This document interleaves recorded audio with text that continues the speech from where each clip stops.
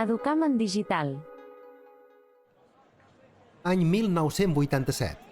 96.965 persones participen en un programa que d'alguna manera o d'una altra els condicionarà les seves vides. Deixen per un temps que seva el seu centre educatiu i s'embarquen dins un projecte que comença a caminar i que a la llarga es convertirà en un dels projectes estrella de la Unió Europea. És inqüestionable que l'Erasmus Plus ha tingut un impacte significatiu a les Illes Balears i a la resta del continent, afavorint el creixement personal i professional de totes les persones que hi han participat. Aquest programa ha estat un veritable motor de transformació educativa i un impuls per a l'aprenentatge i la cooperació.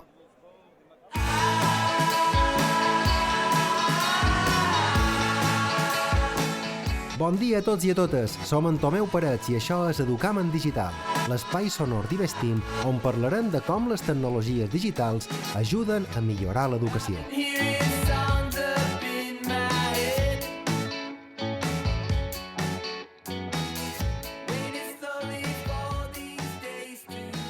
En el programa que vos presentam avui, volem posar el nostre granet d'arena i celebrar el Dia d'Europa, que es celebra el 9 de maig, i també la commemoració del 35è aniversari d'Erasmus Plus, el programa emblemàtic d'Europa que ha canviat radicalment el paisatge educatiu i ha enriquit la vida de milions de joves i professionals docents.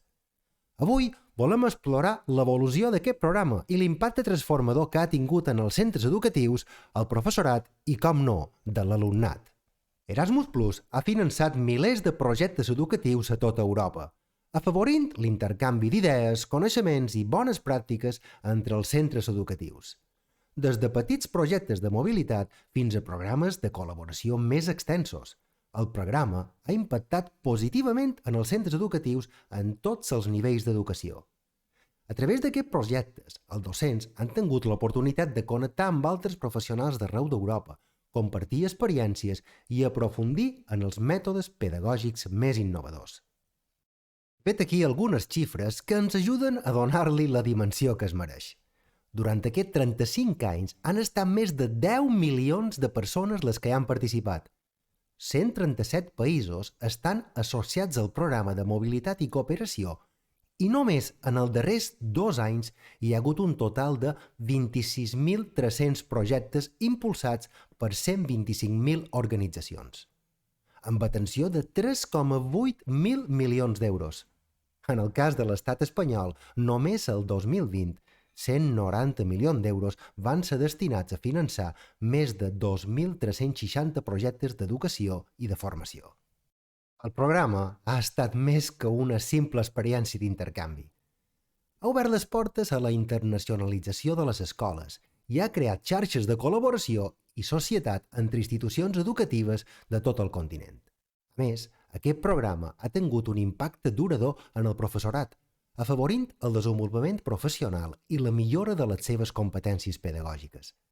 Els docents que han participat en el projecte Erasmus Plus han tornat als seus centres educatius amb nous coneixements, idees fresques i una visió més àmplia de l'educació.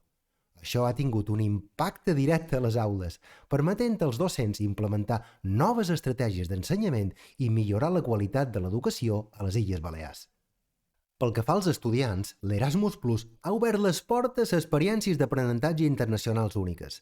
Mitjançant la participació en intercanvis i projectes de col·laboració, han tingut l'oportunitat de conèixer altres cultures, ampliar els seus horitzons i desenvolupar habilitats socials i interculturals. Aquests intercanvis han fomentat la inclusió i la diversitat dins dels centres educatius de les Illes Balears, enriquint la vida estudiantil i creant una consciència global entre els joves, així com la promoció dels valors europeus. A més, l'Erasmus Plus ha donat als centres educatius de les Illes Balears la possibilitat de compartir el nostre patrimoni cultural, natural i lingüístic amb altres països europeus.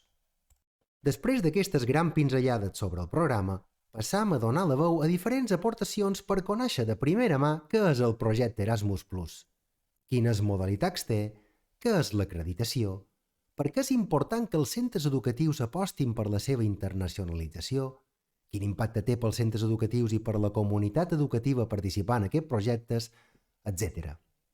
Començam amb na Clara Figuerola, del CEIP Puig de Lloseta. Ella ja fa anys que està al capdavant d'aquest projecte. Na Clara ens explica què és l'acreditació i quina és la finalitat d'aquesta nova figura dins tot el programa Erasmus+. L'acreditació Erasmus és una eina nova que es va introduir en el nou programa Erasmus+, i comprèn de l'any 2021 al 2027. Aquest programa, en educació escolar, té com a finalitat la millora de la qualitat de l'ensenyament i aprenentatge i, a la vegada, ajuda a la creació de l'Espai Europeu d'Educació. Tot a partir de la inclusió, diversitat i el coneixement del patrimoni comú. El centre que sol·licita l'acreditació, la qual tindrà una durada de 15 mesos, extensible fins a 24, ha de tenir un pla Erasmus al centre a llarg termini, ben estructurat i té la possibilitat d'anar actualitzant-lo cada 2 anys, per tal d'aconseguir un finançament estable que li permetrà col·laborar amb centres internacionals i també una formació continuada dels mestres a nivell europeu. El resultat esperat és una difusió i un impacte a tota la comunitat educativa i a altres nivells. A continuació, na Clara Figuerola ens explica què ha significat pel CEIP Puig de Lloseta aconseguir aquesta acreditació. Deixam ara l'etapa d'educació infantil i primària i passam a l'etapa d'educació de persones adultes. Per això, comptam amb l'aportació de na Magdalena Valle de la CEPA Son Canals de Palma. Ella té una gran trajectòria en el programa i ens parla dels projectes Erasmus+ a l'educació de persones adultes i com aquests projectes tenen un impacte destacable no només en el centre educatiu, sinó que també afecten i de manera molt positiva el barri. Anem a escoltar-la. Els projectes europeus a l'educació d'adults tenen un valor afegit important perquè a tota Europa es produeix un fenomen que és l'envelliment de la població. Cada vegada tenim més gent amb inquietuds que en els 60 anys o en els 65 anys es jubila i té moltes inquietuds socials, culturals, etc. I tota aquesta gent pot participar en alguna mobilitat i en algun projecte Erasmus, bé sigui viatjant o bé fent feina des de les diferents institucions. Què passa? Que els projectes Erasmus+ dirigits a associacions d'adults són una part d'un ventall molt ampli, des d'una ONG, una biblioteca, una associació de veïnats, són susceptibles de poder participar en un projecte Erasmus+. Cada vegada tenim més gent que són usuaris d'aquestes entitats, usuaris o alumnes, en el cas de les escoles d'adults, i que se poden aprofitar de tot el que són aquests programes. Per tant, això explica perquè Erasmus+ cada vegada aposta més per els projectes K210 i K222 o K110, 120 d'associacions d'adults, d'educació d'adults. Per què? Perquè la població, el ventall de població és cada vegada més ampli. L'esperança de vida augmentada i per això s'ha fet una gran aposta els darrers anys, concretament enguany. Per una altra part, quin valor afegit ha suposat per al nostre centre?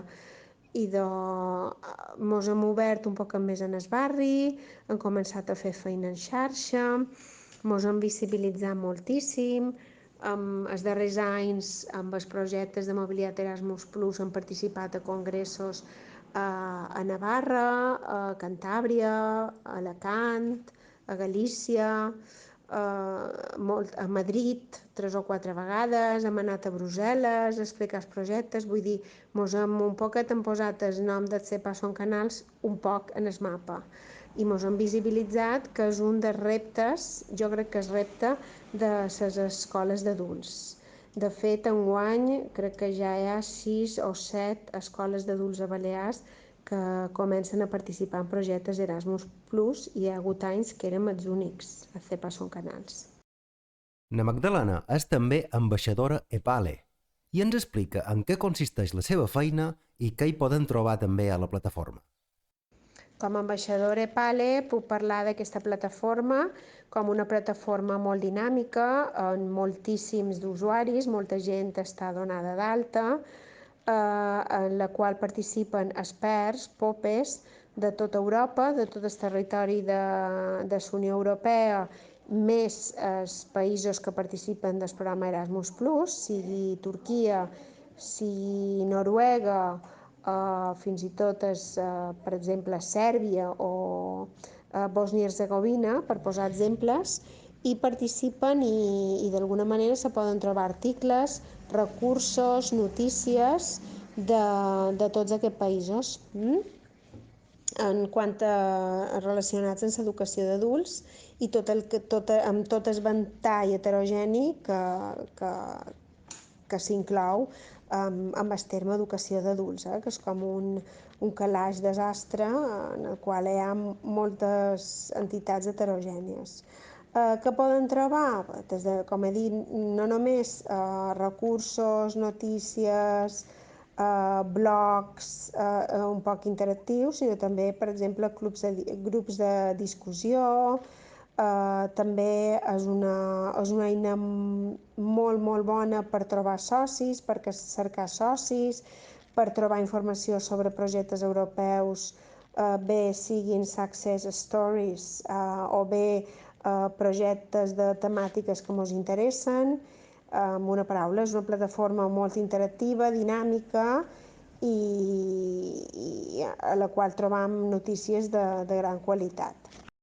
Seguim amb més aportacions. A continuació, en Miguel Ángel Peñalver, que a través de la seva experiència ens dona detalls de la plataforma eTwinning, un altre agent molt important dins tots els projectes Erasmus+. Però ho fa des d'una visió de la formació professional, sobretot des de la branca d'electricitat. Molt interessant la seva contribució respecte a les competències profesionals. Anem a escoltar-lo. Hola, buenas. Yo empecé en los proyectos eTwinning a partir de una jornada sobre eTwinning que organizó la Consellería, en el que se explicaban diferentes experiencias, buenas prácticas, y asistí. En ese momento no sabía qué era. Y empezaron a explicar proyectos muy interesantes que se hacían infantil, muy chulos, en primaria, secundaria, pero en FP no aparecía ningún proyecto. Y por el perfil yo creo que era muy adecuado a formación profesional y me registré en la plataforma. Y yo aconsejo a la gente que sí que quiera meterse en eTwinning, primero aprender de proyectos que ya estén hechos, así que empecé a investigar sobre peticiones, no para organizar, sino para participar, ser un partner, ¿no? Y apareció un proyecto bastante interesante en energía solar y me apunté. La idea sería aplicar todas estas nuevas metodologías de trabajo no solo a nivel local, sino a nivel internacional.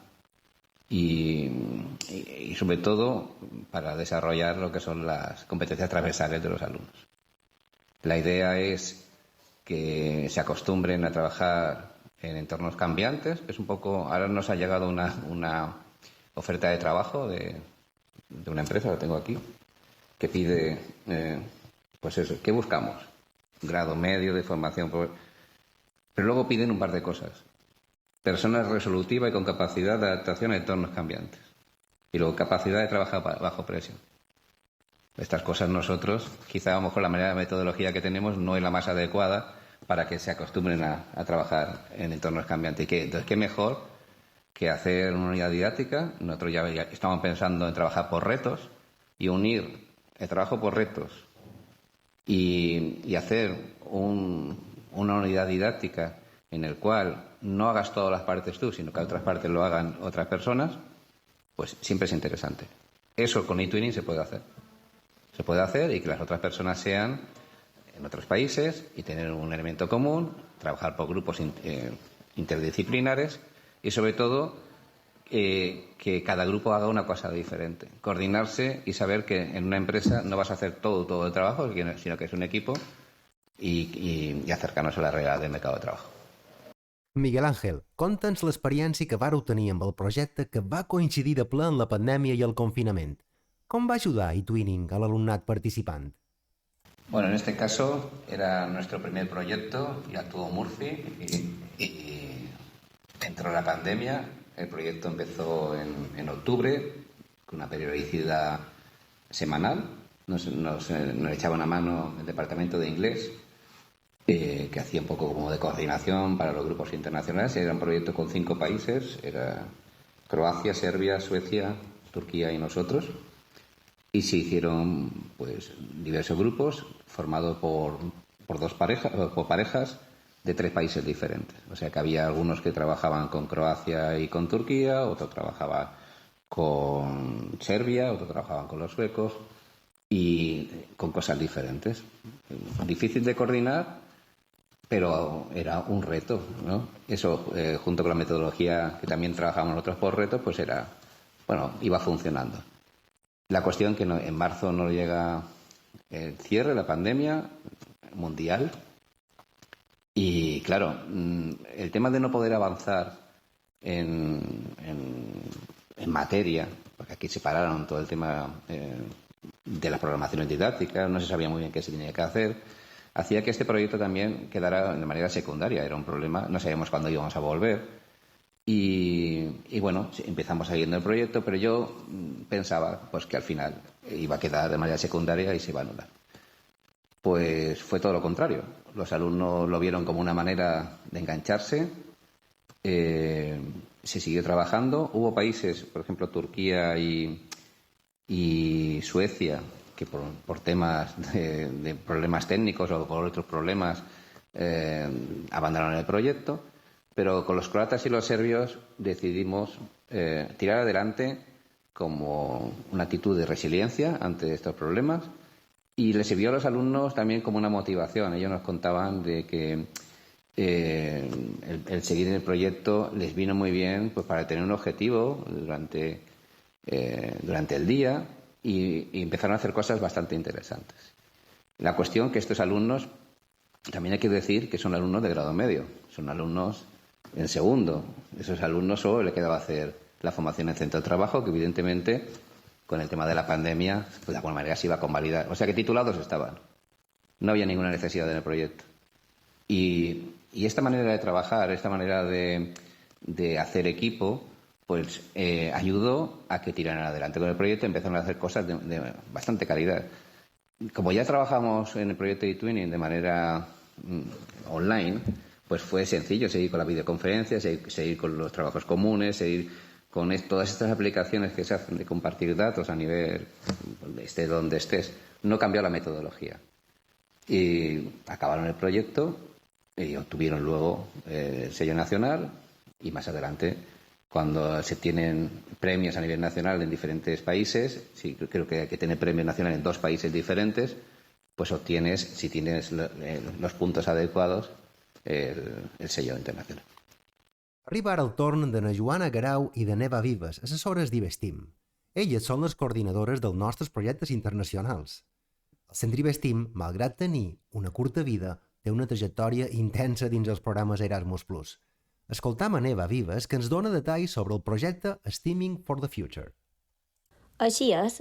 Des de la Constitució d'Ivestim es va apostar fort per internacionalitzar la institució. El nostre primer projecte, K226, Steaming for the Future, que està a punt de concloure, ha significat les primeres passes fetes a Europa. Concretament amb formadors de professorat de Finlàndia i d'Itàlia, amb els quals hem après de robòtica, de digitalització, hem potenciat la ciència entre les nines i ens hem adonat com la pandèmia ha canviat l'ensenyament i com la tecnologia hi juga un gran paper. Però els projectes no s'acaben aquí, que no, Eva?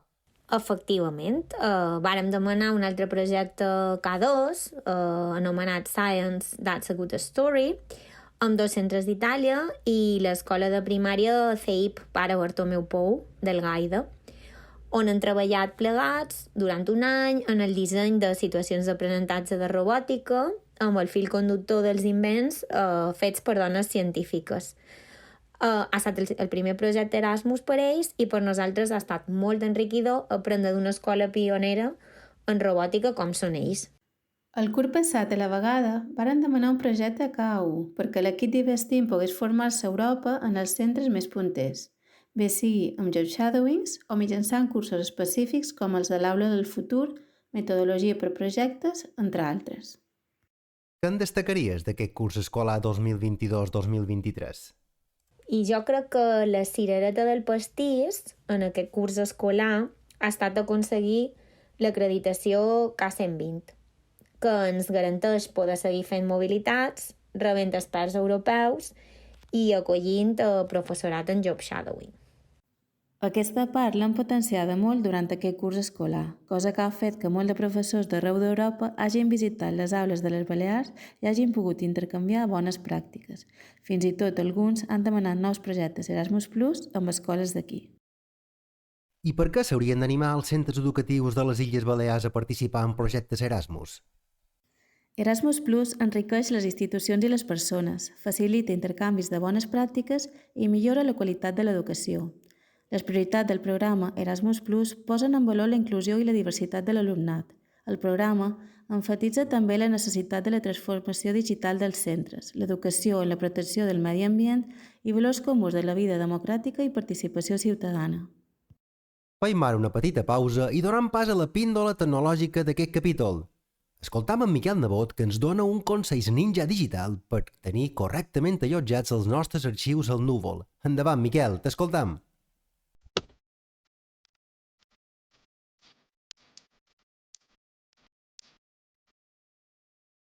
Moltes gràcies, Tomeu. A mesura que les tecnologies en línia es van consolidant, la quantitat d'informació que allotjam al núvol augmenta de manera exponencial. Documentació de tota classe, fotos, vídeos, perfils i històries a les xarxes socials. Podríem dir que una part important de la nostra vida digital està ja en mans de terceres persones, empreses o entitats. Per això, en el podcast d'avui, vos hem volgut fer arribar un total de 6 consells per millorar la vostra ciutadania digital respecte de com guardar i protegir aquesta informació. En primer lloc, dir-te que, com en la vida en general, és de cabdal importància ser molt ordenat o ordenada a l'hora de classificar els nostres recursos en línia. Defineix el teu propi sistema de codificació de carpetes i arxius per posar coherència als repositoris. I, molt important, una mesura que evitarà que es puguin comprometre les teves dades esborra tot allò que no hagis de fer servir. Tot allò que no existeix no és susceptible de poder ser revelat o compartit sense permís. Abans de tenir molt en compte. Número 2. No pugis a la xarxa arxius confidencials o d'importància cabdal per tu. Tot i que les solucions d'emmagatzematge en línia garanteixen la confidencialitat, mai no sabem què pot passar en el cas d'una ràdio informàtica o d'un filtratge de dades. 3.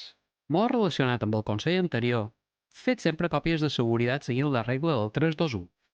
És a dir, 3 còpies de tots els teus arxius, en 2 dispositius diferents i una còpia sempre fora del teu domicili o de l'entorn de treball. D'aquesta manera tindràs total confiança de poder recuperar dades en cas de catàstrofe. 4. Protegeix sempre tots els teus comptes en línia amb contrasenyes noves, una per a cada servei, i contrasenyes que actualitzaràs amb freqüència. Activa també a tots aquests comptes el doble factor d'autenticació. És un plus afegit de seguretat. Número 5. Un altre element a tenir en compte són els permisos que establim als nostres arxius. Per exemple, donar permís a un document d'una suite en línia de tothom que té l'enllaç pot veure el document, hem de saber que aquests arxius passen a poder ser indexats pel motor de recerca dels principals cercadors d'internet. Per això, cal ser tan restrictius com sigui possible a l'hora de compartir el material a la xarxa. Finalment, i no per ser el darrer és el manco important, en el moment d'instal·lar aplicacions o extensions de tercer, revisa molt bé quins són els permisos que li estan donant en aquest aplicatiu. Si veus que són excessius aquests permisos o que tenen una part que no et convenç, no els instal·lis. I fins aquí la píndola tecnològica del dia d'avui. Recordeu que la nostra petjada digital cada vegada és més marcada i està en les nostres mans saber en tot moment els beneficis i també els riscs que un mal ús o desconeixement sobre el tema ens pot provocar. Moltes gràcies per la teva atenció i continuam en l'episodi d'avui.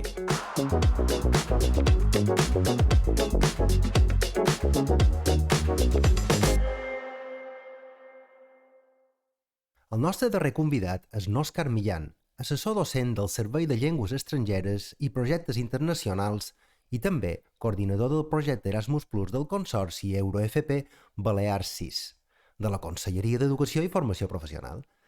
En el Consorci hi participen actualment 52 centres educatius públics i concertats de les Illes Balears que imparteixen FP bàsica, cicles formatius de grau mitjà o certificats de professionalitat. Han convidat en Òscar perquè ens expliqui què és un projecte de Consorci Erasmus Plus i, en particular, en l'àmbit de la formació professional. Bé, primer de tot s'ha d'explicar que un estudiant o professor que vulgui fer una estada a l'estranger mitjançant una beca Erasmus no pot sol·licitar la mobilitat directament ni a la Conselleria, ni al Ministeri d'Educació ni a la Comissió Europea, sinó que l'ha de sol·licitar al seu centre educatiu. I no tots els centres educatius ofereixen beques Erasmus+, perquè un centre ho pugui fer prèviament ha d'obtenir fons del Servicio Español para la Internacionalización de la Educación, SEPIE, que és un organisme autònom que depèn del Ministeri d'Universitats. Bé, la manera que té un centre d'obtenir aquests fons és participar en la convocatòria de propostes Erasmus+, anual, mitjançant la presentació d'un o més projectes de mobilitat en funció de quins ensenyaments o nivells vol el centre involucrar. Aquests projectes poden ser de dos tipus, individuals o de consorci. I ara ja sí passo a respondre a la pregunta. Els projectes individuals es presenta i gestiona un únic centre. Si el centre no té l'acreditació Erasmus, la convocatòria és en règim de concurrència competitiva, és a dir, només els millors projectes són finançats fins que s'esgota el pressupost disponible, i si el centre té l'acreditació, té garantit que rebrà fons per executar un nombre determinat de mobilitats. D'altra banda, els projectes de consorci els presenta un grup de centres educatius, liderats per un coordinador que és qui centralitza la gestió del projecte i que ha obtingut l'acreditació Erasmus prèviament. Per tant, els participants en els consorcis sempre tenen garantit el finançament. A les Illes Balears, la Conselleria coordina consorcis per als centres educatius públics i concertats que imparteixen FP bàsica, cicles formatius de grau mitjà i certificats de professionalitat de nivells 1, 2 i 3. Aquests projectes són els anomenats projectes de consorci EuroFP Balears, que gestiona el Servei de Llengües Estrangeres i Projectes Internacionals on jo faig feina. Es tracta de projectes en els quals participa un elevat nombre de centres de les illes, actualment 52, i que gràcies a l'acreditació que la Conselleria va aconseguir en 2020 tenen el finançament garantit fins a l'any 2027. El principal objectiu que té la Conselleria amb aquests projectes és facilitar el procés d'internacionalització dels centres d'FP de Balears, gràcies a la mobilitat internacional d'estudiants i professors, en línia amb les diferents polítiques europees en matèria de l'FP que promouen la internacionalització com una eina per millorar la qualitat i l'atractiu d'aquest ensenyament. Malauradament, en aquests projectes EuroFP Balears no poden participar ni estudiants ni professors de cicles formatius de grau superior, tampoc d'altres ensenyaments com ESO o batxillerat, per exemple. I no per decisió de la Conselleria, sinó perquè l'acció del programa Erasmus Plus que finança els projectes EuroFP Balears no permet incloure aquests ensenyaments. Això no vol dir que els estudiants i professors de grau superior no poden gaudir d'una beca Erasmus, sinó que els centres que vulguin oferir aquestes beques als seus alumnes i professors han de sol·licitar finançament mitjançant un altre tipus de projecte de mobilitat, que correspon a una acció del programa que està dins de l'àmbit de l'educació superior. Tot seguit, n'Òscar ens explica com van sorgir els projectes EuroFP Balears i què ofereixen actualment als estudiants i al professorat dels centres participants. El primer projecte EuroFP Balears, de 2015, era una continuació dels antics projectes Leonardo da Vinci, que la Conselleria d'Educació va iniciar allà per l'any 2000. Comptava amb 30 centres i un pressupost de 200.000 euros per organitzar 100 mobilitats que eren de tres tipus. Pràctiques en empreses d'estudiants, de 4 setmanes de durada, períodes d'observació de professors, d'una setmana de durada, i acompanyament de professors a estudiants durant els primers dies de pràctiques. Aquest projecte estava adreçat només a cicles formatius de grau mitjà. A poc, gràcies a l'experiència adquirida i al treball en equip entre centres i conselleria, vam anar millorant i ampliant aquests projectes, fins a augmentar el nombre de centres participants en un 70% i multiplicar per 4 tant el pressupost com el nombre de mobilitats. A més, hem arribat a oferir molts més tipus de mobilitats, totes les que finança el programa. Hem incorporat també la formació professional bàsica, els certificats de professionalitat i actualment fins i tot oferim mobilitats fora d'Europa, a qualsevol país del món, que és una de les novetats del nou programa Erasmus+. Aquest curs gestionem el projecte EuroFP Balears 6, en el qual participen 52 centres i té un pressupost de 876.000 euros aproximadament, per finançar més de 400 mobilitats. Pel que fa als estudiants, poden fer pràctiques en empreses d'entre 2 setmanes i 12 mesos, com a part del mòdul FCT, extracurriculars o fins i tot poden fer pràctiques un any després de titular. A més, poden participar en concursos de competències professionals organitzats pels seus centres educatius i altres centres educatius europeus. Pel que fa als professors, poden fer períodes d'observació, job shadowing, a centres d'FP i empreses estrangeres, impartir docència a centres d'FP estrangers o fer cursos de formació. Els períodes d'observació i la docència té una durada de fins a 2 mesos i els cursos de formació normalment 1 a 2 setmanes. A més, es pot finançar la mobilitat d'especialistes d'empreses estrangeres i docents d'altres països per fer codocència a Balears. I també el programa ofereix un tipus de mobilitats de suport per acompanyar els estudiants a destí durant els primers dies de pràctiques o per fer visites preparatòries per organitzar les mobilitats dels estudiants. Vull destacar que ara mateix estem gestionant un dels projectes més grans i més innovadors de tot Espanya, pel que fa a Erasmus, tot i que som una comunitat autònoma petita. I tot això és fruit no només de la gestió de conselleria, sinó del treball en equip entre centres i entre centres i conselleria, i de la immensa feinada que fan els centres educatius per dur a terme aquests projectes. En particular, s'ha de valorar, crec, el treball dels coordinadors als centres, que fan una feina ingent i de vegades, s'ha de dir, poc visible i poc reconeguda. I no podem oblidar, evidentment, el paper dels professors que acompanyen a destí els alumnes que durant uns quants dies treballen les 24 hores per donar suport als estudiants perquè les mobilitats que siguin un èxit. I tot això que estic dient aplica tant als centres d'FP que tenen projectes individuals com als centres que pertanyen al consorci.